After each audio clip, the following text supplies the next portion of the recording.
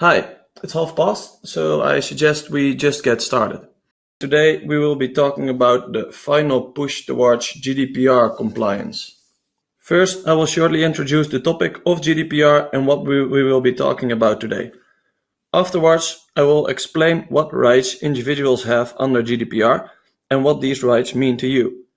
Essential under GDPR are the roles of your company, third parties, and individuals, so we will be covering that too. Concluding, I will help you improve your GDPR compliance by explaining what we did and how we did it. I'll try to give you some actionable tips which you can work on the next couple of days. As you probably know, GDPR will be enforced from the 25th of May this year, and that's Friday this week. The legislation is all over the news and businesses worked and are working very hard to be compliant. The question is, can you be 100% compliant?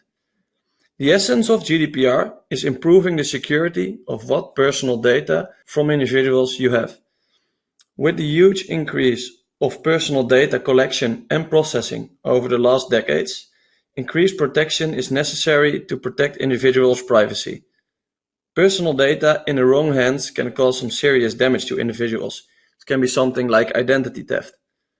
GDPR is a combination of actual data security and documentation. And under GDPR, you're expected to organize your data security so that it's carefully protected in accordance with technological development, taking additional costs into consideration, of course.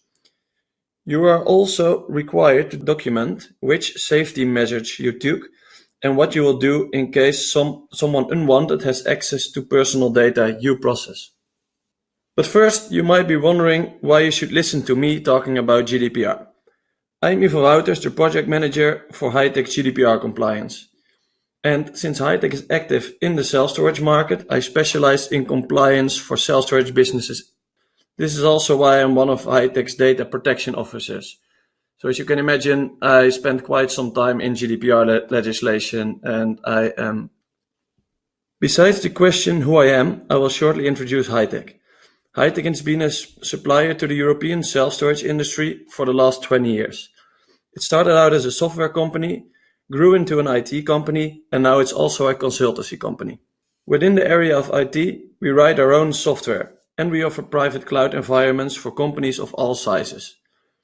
For some companies, we are also their outsourced IT department, so we are very much like a one-stop shop for IT within self-storage. The consultancy side of our business grew out of the fact that our team has about 60 years of combined experience in European self-storage. As we worked with our existing clients on various projects, we could see that we were actually quite unique in that regard, and that there was a need for sometimes asking about second opinions or new perspective on things from someone who really knows the industry and the IT solutions. And that's how basically the consultancy side of our business started off. It is important to highlight what we will not be covering today. You should know that we are not lawyers but consultants. We are talking about laws today, but we will focus on the practical implications of these. We aren't going to be covering every aspect of GDPR over the next 20 minutes, because that's just impossible. At last, we will primarily cover GDPR compliance for self-storage. If you're not active in this market, you can take away some important things about GDPR too, but it's most relevant for companies working in self-storage. First, let's explain which three roles exist under GDPR. You have the data controller, the data processor, and the data subject. The data controller is the company which receives information from the data subject. That could be Hightech as data controller and one of our customers as data subject. The data controller is responsible for the data security. If the data controller shares data from the data subject with third parties, these third parties are called data processors. If a data controller uses data processors, they need to make sure that the data processor secures the data according to GDPR. If not, the data controller is responsible for the potential data breach with the data processor. So it's very important if you are a data controller, and probably every one of us is one, that you make sure the data processors work according to GDPR. Otherwise, you put your own company at risk because you are responsible. There are essentially 8 rights under GDPR. and I will run you through them shortly. The first one is the right to be informed, and that's the legal obligation companies have to inform individuals about their processing activities. Normally this goes through a privacy notice, which we are all familiar with probably. With the right of access, individuals have the right to obtain confirmation whether or not personal data about them is being processed.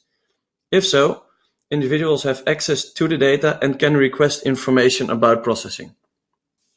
Third is the right to rectification, which is that controllers must ensure that data is accurate. If not, the data must be erased or rectified.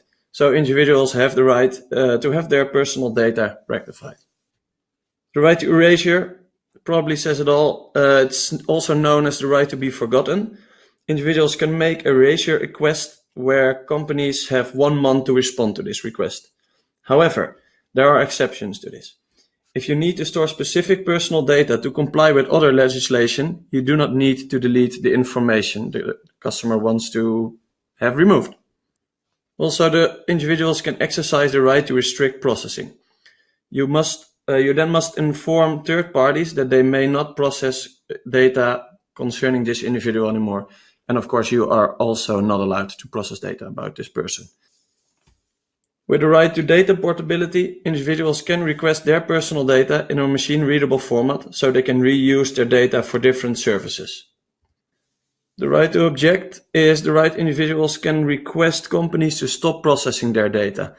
And this right is primarily aimed at direct marketing, processing for public interest and legitimate interest. So it also has to do with consent. Automated decision-making and profiling is restricted under GDPR. You can only carry out these types of decision-making if it's necessary to enter or perform a contract, it's authorized by a union or member state applicable law, or if it's based on individuals' consent. So these were basically the 8 rights individuals have, and now we will proceed with what you can do to improve your GDPR compliance. As a first step, and you might have already done this, but you must know what personal data you hold. If you rent out storage space, as most self-storage operators do, you're required by law to collect several types of data to have an official contract with your customers.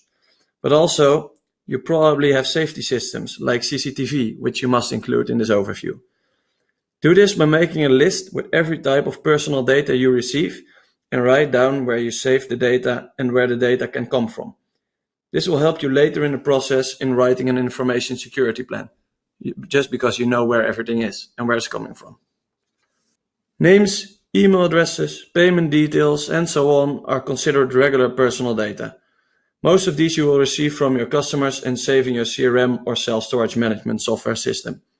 However, GDPR becomes more interesting if you also store sensitive personal data.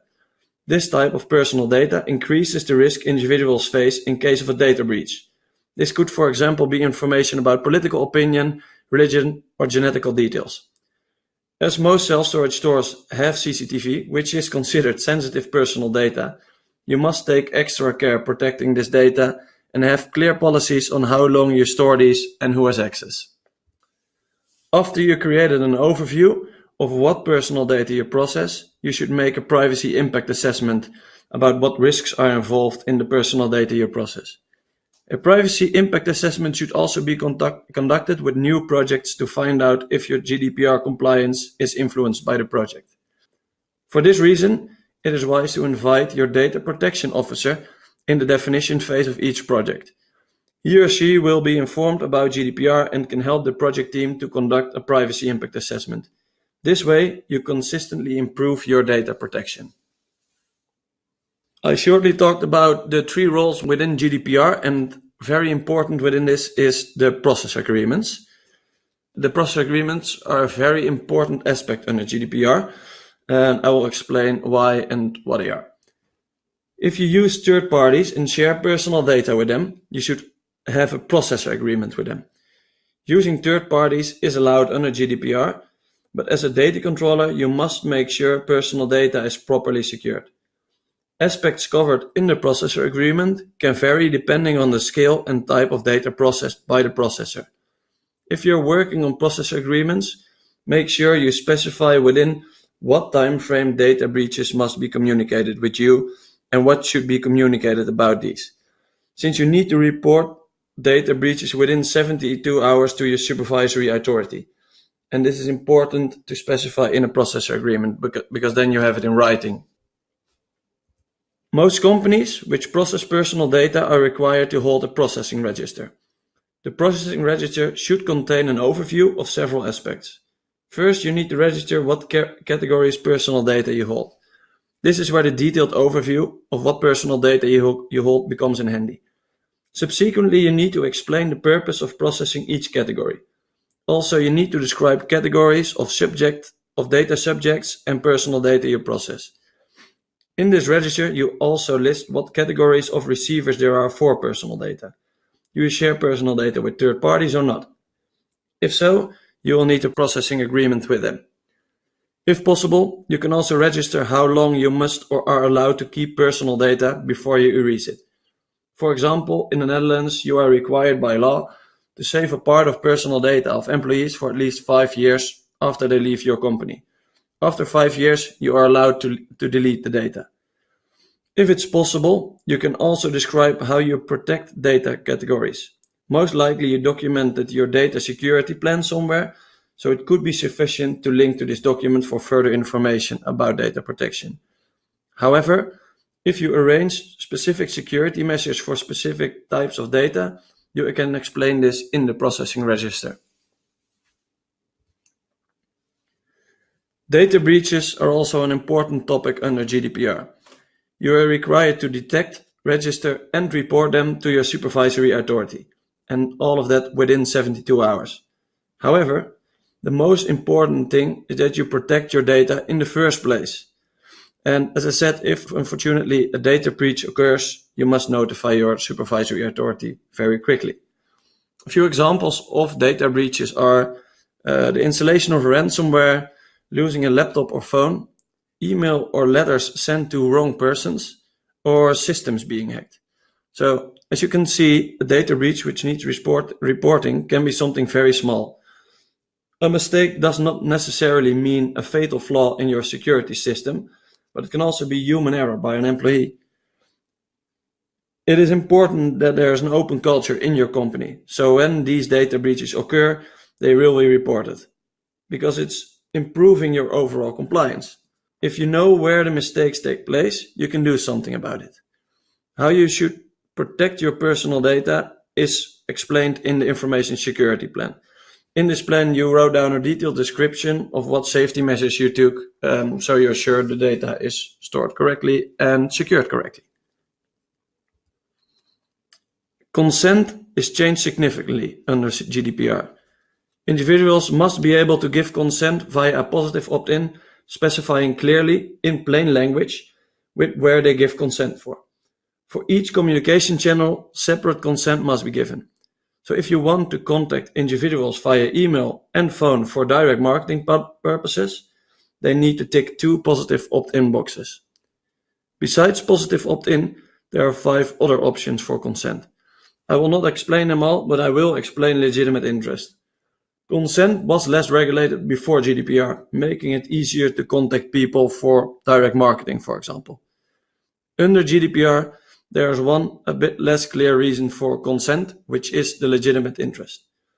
If you did not consent via positive opt-in, but a business or individual did show interest in your products or services in some way, legitimate interest could be the solution to receive consent. However, you should specify what you consider as legitimate interest and how this complies to GDPR. As you probably understand, you cannot email anyone who you are or have been in contact with and state its legitimate interest. The last topic on GDPR we will cover today is data protection officers.